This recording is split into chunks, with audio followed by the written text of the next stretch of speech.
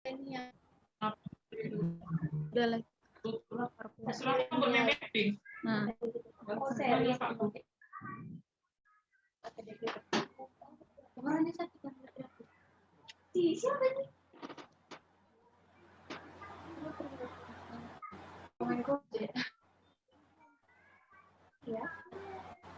Oke. Selamat pagi semuanya. Selamat pagi semuanya. Selamat pagi, Bu. Masih ada semangat untuk belajar? Semangat, Ibu. Iya, baik. Sebelum kita belajar, ayo Ibu kita berdoa sesuai dengan ajaran agama kita. Doa dimulai. Oke, doa selesai. Baik, pertemuan kita ini pada hari kelima ya, tapi walaupun pada hari kelima masih semangat kan? Oke, baik. Kita akan masuk pembelajaran kita yaitu assessment ya. Nah, sebelumnya untuk memahamkan materi kita, di sini ada pertanyaan. Ayo, ibu-ibu boleh dijawab. Saya kasih waktunya 2 menit. Oke, ini ada 3 pertanyaan. Bapak Ibu boleh menulis jawaban Ibu. Saya kasih waktunya 3 menit. Oke. Yang pertama, apa itu assessment? Yang kedua, pernahkah Bapak Ibu melakukan assessment? Yang ketiga, apa tujuan assessment itu? Oke. Bisa ya, Ibu menuliskannya yang sesuai Ibu pahami saja ya. Tidak dipersulit. Apa yang Ibu pahami saja atau bahkan Ibu dalam mengetahuinya silahkan ditulis. Oke, sudah ya? Baik, kita akan lanjutkan. Ya, pada sesi ini kita akan memahami tentang prinsip assessment. Ya, prinsip assessment itu ada 5 prinsip assessment. Tapi untuk pembelajaran kita hari ini, kita fokus ke yang nomor 2, ya. Nomor 2, assessment perlu dirancang dan dilakukan sesuai dengan tujuan. Kalau tadi pertanyaan saya yang di awal sudah terjawab ya Ibu di nomor 1, ya. Apa itu tujuan assessment, apa itu pengertiannya. Nah, kita fokus ke yang nomor 2. Assessment perlu dirancang dan dilakukan ya sesuai dengan capaian pembelajaran. Nah, dan tujuan pembelajaran.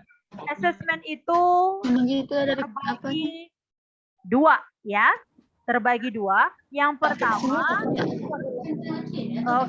sebelumnya di sini assessment sudah dapat jawabannya ya. Assessment dapat digunakan untuk yang pertama, mendorong proses belajar ya. Mendorong proses belajar. Yang kedua, menilai hasil belajar ya.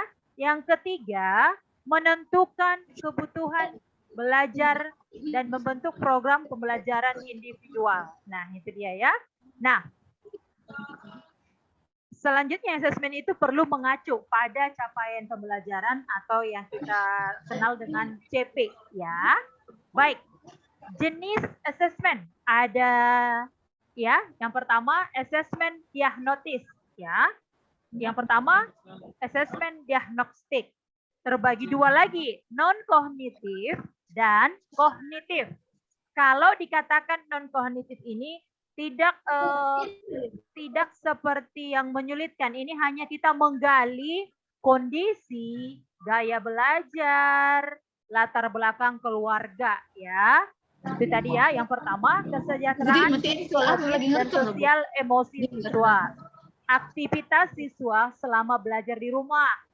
Kondisi keluarga siswa dan pergaulan siswa. Gaya belajar, karakter, serta minat siswa ya.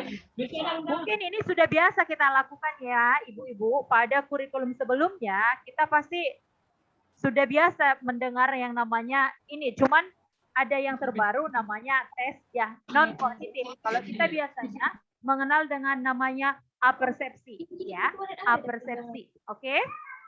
Dan biasanya kita lakukan di awal pembelajaran. Oke.